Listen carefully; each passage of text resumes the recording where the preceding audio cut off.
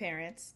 This is Lucky Mommy, single mom of three teenagers, and welcome to my chaos. I thought I'd take a minute today to step back. I mentioned in my intro video that I get a lot of questions about independence and responsibility, and I want to take some time to dig in there before we move into more detail. So, the big question, right? How did the lucky kids get to be so responsible? And I have to start by thanking my parents. Growing up below the poverty line meant that we had to do a lot of things for ourselves. We watched our parents create these opportunities for us that really should have been impossible. And we had to step forward and deliver on that promise. So we were expected to participate in creating the world that we wanted to have. And I think my perspective on what's expected of children, I think it's different from people who grew up with means and more support. So my mom, my mom spent most of her time kind of navigating the world for six kids. And that meant that she was always busy. And she would lob these amazing opportunities, and we were expected to keep all the balls in the air. My father actually spent a lot of time at home with us, but his expectation was always that we would do our part. So there's a couple of factors here. First, he grew up in the South, and kids who grow up in agricultural spaces are just expected to do more to contribute to the running of the household. It's not possible for the adults to do it all on their own. In addition to that, like many of us, my dad struggled with mental health. And by the time he had us, I think he'd really developed some pretty successful coping mechanisms, but we still had to learn to fill in the gaps, right? We had to make sure that our space lived up to his expectations, and we had to make sure that we lived up to his expectations. So spiritually, academically, socially, athletically, etc., right? So growing up with that perspective meant that it was only natural that I was going to have the same kinds of expectations in my own home. So we'll start as a parent, right, when I became a single mom. The lucky kids were 2, 4, and 6. And I asked my mom to step in and help by playing the role of nanny. And, I could literally write a whole book just on the wisdom that she shared with me through those early years. So when I asked her for her help, she said, yes, absolutely, but I will not be your husband. And I was like, okay, what does that mean? And so she told me that too many of her girlfriends had moved in to help their daughters to raise their children, and the daughters became dependent on them, and they weren't allowed to leave. And my mom wanted to be able to support me, but she wanted me also to be able to eventually support myself. So her expectation was, you're going to date, you're going to build your career, and you're going to get back on your own 2 feet. And she really looked at this as, it was a stop on her life adventure. She had a lot more cool things that she wanted to do on the horizon, and this wasn't the rest of her life path. So the goal from day one was really that she was going to nanny McPhee it, right? She would be here as long as we absolutely needed her, and then she would move on. And she did. And now she's moved down to help my brother with his kid. And so this has been her adventure, and she's having a great time doing it. But it was also really important to her that I be able to do it on my own. So the only way we were going to get there, because I wasn't in a rush to get married again, was that I focus on building my career and that we focus on sort of cultivating self-sufficient children. So what does that mean? I'm always surprised by the limited perception of children's capabilities, right? And I have to ask the question, what makes a wealthy child in the suburbs any less capable than a poor child who lives on a farm? And I think the reality is that it comes down to boundaries and expectations. Okay, so in my house, I like a clean house, but I just don't have the capacity to keep the whole thing clean myself. And I'm really not a fan of cleaning up other people's messes. So, especially if they're capable of cleaning them up themselves, right? I'm not a huge fan of cooking. I've learned to enjoy cooking over the years, but when kid three was born, I really had made a principle of not spending any more time in the kitchen than I absolutely had to. And so when the kids were old enough to begin to support in the kitchen, that was a huge deal for me. I never got a driver's license. So it was important for them to learn how to use public transportation from a very early age. I went to Montessori schools when I was very young. And I love the principle of children teaching other children. There's a mechanism that reinforces their learning. And so when it came to really supporting homework, kid one can tutor kid two can tutor kid three, and I would only need to step in if kid one needed some additional support with his work. And so they were reinforcing their learning and helping each other. And I wasn't necessary for every single step of the process. I have a terrible memory and I am absolutely not consistent. That is a strong point for a weak point for me. That's not a strong suit for me. So lists and routines and timers have been necessary throughout their entire childhood to really make sure that they had the consistency that they needed to thrive. I'm an actress, and I spent much of my childhood buried in books. And so it was really important to me to pass on the value of stories and imagination. And then joy. Joy is really important to me. And finding the balance between expectations and frivolity has been an ongoing challenge. And this ends up being a do as I say, not as I do type of scenario because I've done, I think, a really good job of teaching them joy and creating opportunities for joy in their lives. But I haven't always cultivated it in my own. I work really hard. I spend a lot of hours trying to make the world that I want to have. Um, but then ultimately, they come back to me and say, Mom, you shouldn't work so hard. Mom, you should take more time for yourself. Mom, what are you doing to enjoy yourself?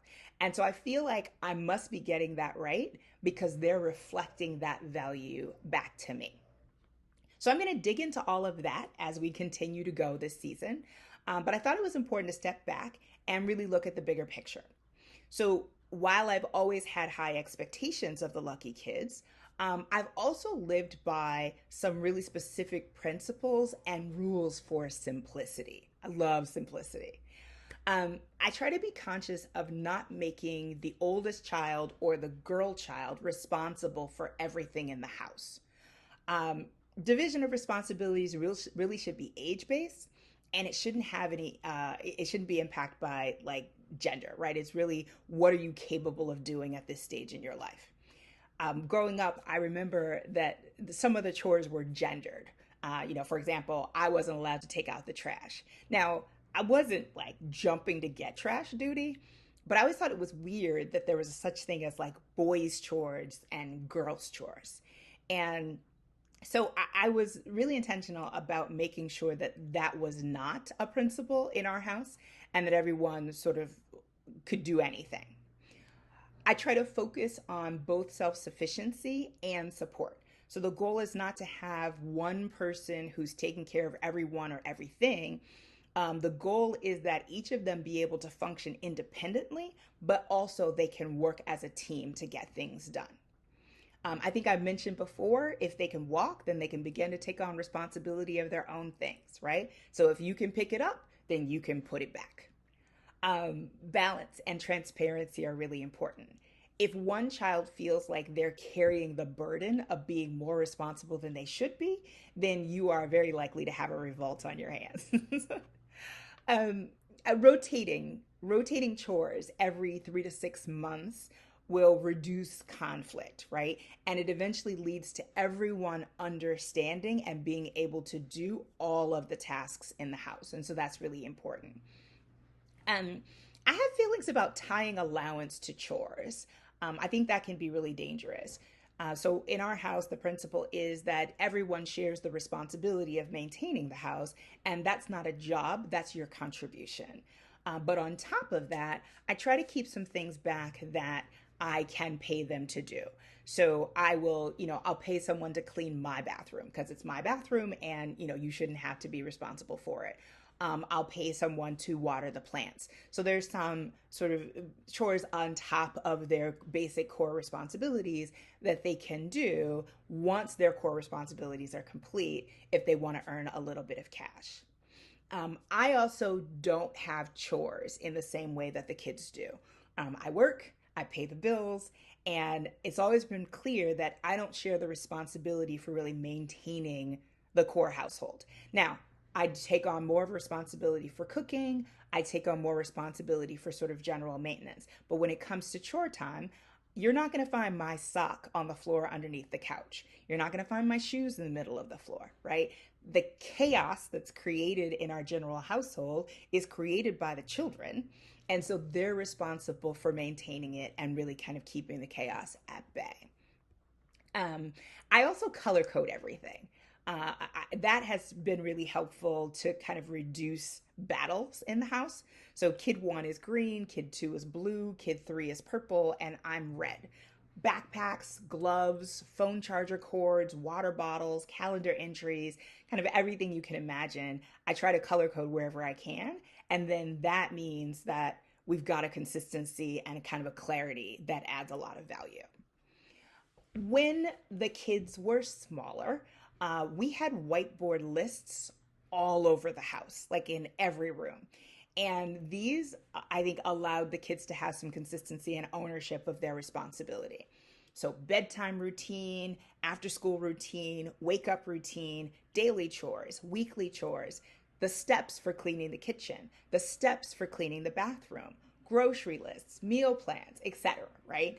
These lists were the foundation that created their ability to function independently and not have to come back to me and ask me every time they needed to do something.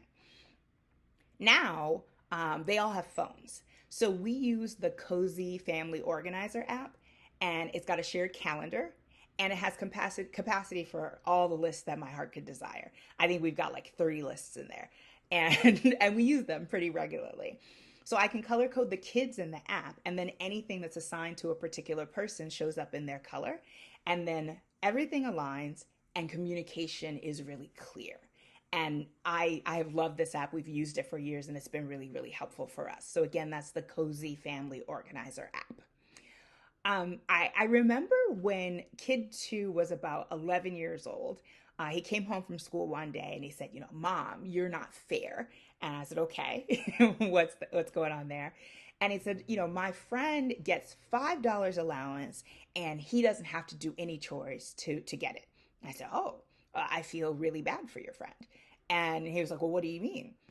I said, well, when your kid goes to college, he's not going to know how to wash his clothes. And so he's going to be stinky and people might not want to be around him. And then when he's an adult and he moves into his first apartment, he's not going to know how to clean the bathroom. And so people might not want to come and visit him because his bathroom will be gross. And I told him the story of my freshman year of college and how I had friends in my dorm who had never washed their clothes before. So I had to show them how to use the washer and how to use the dryer. And, a number of my girlfriends and I had that same experience where we taught guys how to use the washer and the dryer. And, we were happy to help them, but we were also happy to be, mean teenagers. Like we teased them. We made fun of them and laughed a little bit about the fact that they weren't able to maintain themselves, right? They weren't able to wash their own clothes. And so I told kid two, I don't want you to have this kind of experience, right? When you go out into the world, I want you to be able to take care of yourself and to take care of your space at the standard that you would like to live. And I think that it'll be really important for you and you'll value this when you get out into the world. And he was like, oh yeah, Mom, you're right. I feel bad for him too. Like it's too bad that he's not learning how to take care of himself in the way that, that I'm learning how to take care of myself. So it was a really good conversation. And I think it really helped to change his perspective on the expected responsibilities and what he was supposed to do to contribute to the running of the household. So that's kind of what I wanted to say, and what I was thinking about when it comes to, how we got to where we are, big picture around responsibility and independence. And obviously, we'll continue to unpack these topics and a lot more as we continue this season. And I would really love to hear, about your experiences. And so comment, add your questions, your feedback, and any topics that you want me to cover, so we can dig in a little bit more onto those. Click the subscribe button, please, and give this video a quick thumbs up. Follow me on Instagram at Lucky Mommy, and share this video with your parent friends. We want to amplify, and I'd love to be able to invite as many people to the discussion as we possibly can. Thank you for joining me on this quest to raise a thriving future generation. I'll see you soon.